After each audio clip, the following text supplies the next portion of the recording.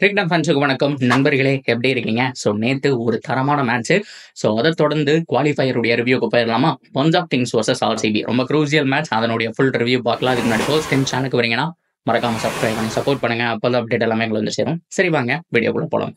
So எக்ஸலண்டான ஒரு match. அதனுடைய full review நான் போட்டிருக்கேன். மிஸ் பண்ணியிருந்தீங்கன்னா செக் பண்ணி பாருங்க.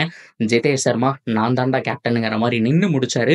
இருந்தாலும் ஆர்சிபி யூனிட்ல ஒரு சில தடுமாற்றங்கள் பவுலிங் சைடு இருக்கு. பேட்டிங் ஓகேங்க. ஓரளவுக்கு எப்படியோ வந்துட்டு வந்துருவாங்க அப்படிங்கிற மாரி நம்ம எதிர்பார்க்கலாம். அண்ட் பவுலிங் சைட்ல பார்த்தோம் அப்படின்னா, மிகப்பெரிய ஓட்டை இருக்கு. ஹேஸ்லூட் வந்தாலும் அத நிரப்ப முடியுமாங்கிறது டவுட். முதல் மேட்ச்லயே ஒரு ஃபார்ம்ல இருக்கணும். அந்த நிகில் இல்லாம அவர் வந்துட்டு பெர்ஃபெக்ட்டா போடணும். ஏன்னா நிகில கருத்துல வச்சுட்டு ஆஸ்திரேலியாவுக்கு போய் ஆடணும்னு சொல்லிட்டு, அவரு ஓரளவுக்கு ஸ்டெயின் பண்ணாமலாம் போட்டாலுமே கூட அவருக்கும் பிரச்சனை. அது மட்டும் இல்லாம டீமுக்கும் பிரச்சனைங்கிற ஒரு சிச்சுவேஷன் போயிரும். ஸோ ஏகப்பட்ட காம்பினேஷன் அப்படிங்கிறது ஒர்க் அவுட் பண்ண வேண்டிய பிளேஸஸ்ங்கிறது ஆர்சிபில நெறையவே இருக்கு.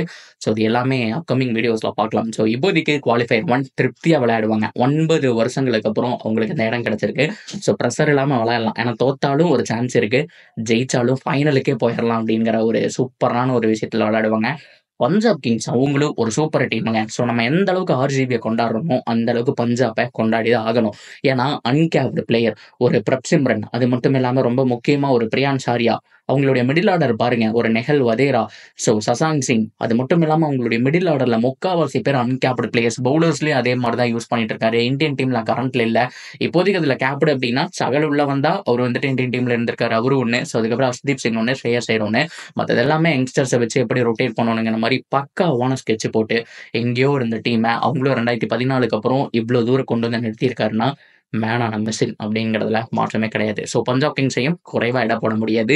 ஸோ எனிவே குவாலிஃபயர் 1 நாளைக்கு நைட்டு நடக்க போகுது. மேட்ச்ல என்ன பண்ணணும்? என்ன பண்ணா ஆர்சிபி ஜெயிப்பாங்க? என்ன பண்ணா பஞ்சாப் ஜெயிப்பாங்கங்கிறதையும் டீட்டெயிலா பார்த்துருவோம். ஃபர்ஸ்ட் ஆஃப் ஆல் நேத்து மேட்ச் ஜிதேஷ் சர்மா ஜெயிச்சிட்டாருங்க. ஆனா தோத்திருந்தா முழு பழியும் அவர் மேல தான் போயிருக்கும். ஏன்னா டாஸ் வின் பண்ணி பேட்டிங் எடுத்திருக்கணும் ஆர்சிபி. பல தடவை எல்லாரும் படிச்சு படிச்சு சொன்னோம். பேட்டிங் எடுத்து 220 போயிருந்தோம்னா எல்எஃப்ஜி அவ்ளோ குட் சேசிங் டீம் கிடையாதுங்க. ஸோ பண்ட்டெல்லாம் பார்த்தோம் அப்படின்னா அவர் ஃப்ரீ ஃப்ளோயிங்கா ஆடிட்டு இருந்தாரு. ஏன்னா பிரஷர் இல்ல. கடைசி மேட்ச் தோத்தாலும் பிரச்சனை இல்ல. எப்படி இருந்தாலும் வீட்டுக்கு தான் போக போறோம்னு சொல்லி ஃப்ரீயா ஆடிட்டு இருந்தாரு. அதனால தான் ஸ்கோர் பண்ண முடிஞ்சுச்சு. மார்ஸ் ஆகட்டும் எல்லாருமே இப்படித்தான். மார்க்கரும் இல்ல அவங்களுக்கு. ஸோ இந்த மாரி சிச்சுவேஷன்ல டாஸ் வின் பண்ணி ரொம்பலாம் இல்ல. ஒரு 200 போட்டிருந்தீங்கன்னா கண்டிப்பா சேஸ் பண்ணியிருக்க மாட்டாங்க அப்படிங்கிற மாரி தான் நான் சொல்லுவேன். ஏன்னா சேசிங் பிரஷர்ல இன்னும் இவ்ளோ டார்கெட் இருக்கா, அவ்ளோ டார்கெட்டா இருக்குன்னு சொல்லி ஈஸியா தூக்கிரலாம்.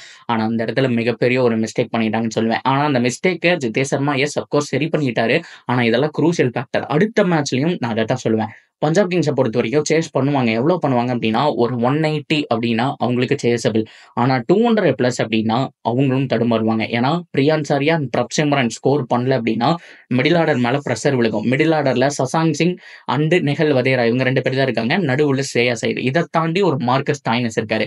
ஸோ எல்லாருமே அதிரடி ஹிட்டர்ஸ். கிட்டத்தட்ட ஆர்சிபிக்கு இருக்கிற மாரி சிமிலர் பேட்டிங் லைனப் தான் இருக்கு.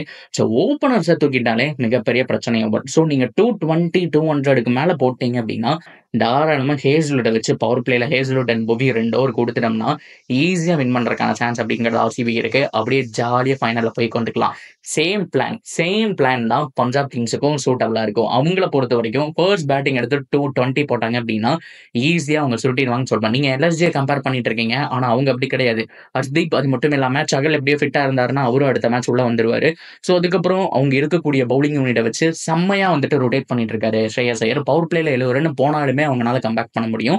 ஸோ அந்த மாரி ஒரு யூனிட் தான். இன்னைக்கு அடிச்சு ஜெயிச்சாங்க. அத வந்துட்டு ஒத்துக்கிறேன். ஆனா இந்த சைடு வந்து வீக் பவுலிங் கைஸ். ஆர்சிபி சூப்பராவே அடிச்சிருந்தாலும், ஆவேஸ் கான் அது மட்டும் இல்லாம சபாஸ் அகமது ஓவர் கிடைச்சது. ரூக்லாம் பார்த்தோம் அப்படின்னா வேஸ்ட் அப்படிங்கிற மாரி தான் நான் சொல்லுவேன். ஸோ அவர பொறுத்தவரைக்கும் test match line and line சூப்பரா போட்டிருக்காரு. ஸோ இந்த ஃபார்மேட்டுக்கு செட் ஆக மாட்டாரு. ஸோ ஆர்சிபி அடிச்சிட்டான்னு சொல்லலாம். ஆனா அந்த பக்கம் பார்த்தோம் அப்படின்னா மார்க்கோ யான்சன் இருக்காரு. கேல் ஜேமிசன் வந்திருக்காரு. ஸோ இவங்க 2 பேருமே டீசென்ட்டா பேட்டிங் ஆடுவாங்க அப்படிங்கிறதையும் மறந்துடக்கூடாது. ஸோ அவங்கள பொறுத்தவரைக்கும் ஒரு கன் சைடு தான். ஸோ ஃபர்ஸ்ட் பேட்டிங் எடுத்து ஒரு 200, 220 இன்னைக்கு அடிச்ச மாரி எல்எஸ்ஜி அடிச்ச மாரி அடிச்சுட்டாங்கன்னா, ஆர்சிபி கண்டிப்பா ஒரு ட்ரபிள்ல மாட்டிக்குவாங்க அப்படிங்கிறதையும் நம்ம அந்த இடத்துல பார்க்கணும். அண்ட் ரெஸ்ட் வைஸ் பார்க்கும்போது பஞ்சாப் கிங்ஸ்க்கே கிட்டத்தட்ட ஒரு 3 to 4 டேஸ்க்கு மேல ரெஸ்ட் கிடைச்சிருக்கு. ஆனா ஆர்சிபியை பொறுத்தவரைக்கும் பார்த்துருந்தீங்க அப்படின்னா, இன்னைக்கு மேட்ச் விளையாண்ட உடனே டக்குன்னு ஓடணும். நாளைக்கு குவாலிஃபயருக்கு தயாராகணும். இந்த மாதிரியான ப்ராப்ளம்ஸ் இருக்கு. ஸோ இன்னைக்கு ஃபார்ம்ல இருந்த விராட் கோலியும், ஃபில் சால்ட்டும் நாளைக்கு இருப்பாங்களாங்கிறது ஒரு டவுட் தான். ஸோ இதுலயும் ஒரு சில பிளேயர் கிளம்புறதா தகவல் வந்திருக்கு. ஸோ இதெல்லாம் வச்சு பார்க்கும்போது ஆர்சிபியை பொறுத்தவரைக்கும் டாஸ் வின் பண்ணி கிடைச்சது அப்படின்னா, பேட்டிங் எடுத்து 200, 220 போடணும். இல்ல எங்கள பொறுத்தவரைக்கும் ஃபர்ஸ்ட் ஆஃப் ஆல் பவுலிங் தான் கிடைக்குது அப்படின்னா, ஒரு 180க்குள்ள அவங்கள வந்துட்டு சுருட்ட பார்க்கணும். ஸோ இது இது ஒன்று மட்டும்தான் ஆர்சிபி பண்ண வேண்டிய விஷயம்.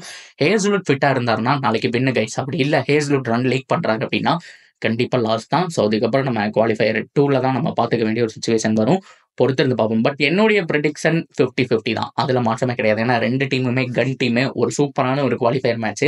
அவங்களோட பிளேயிங் 11 எடுத்து பாருங்க. ஆல்மோஸ்ட் சிமிலராக தான் இருந்துட்டு இருக்கும். கெயில் ஜெமிசன் வந்ததுக்கப்புறம் இன்னும் சூப்பராக இருக்கும். சகல் வந்தார் அப்படின்னா இன்னும் அவங்களுடைய டீம் வந்துட்டு பர்ஃபெக்டாக இருக்கிற மாதிரி நான் பார்க்குறேன். என்னை பொறுத்த வரைக்கும் ரெண்டுமே சிமிலர் டீம் தான். 50-50 சான்சஸ் தான் சொல்கிறேன். உங்களுடைய ப்ரெடிக்ஷன் என்ன?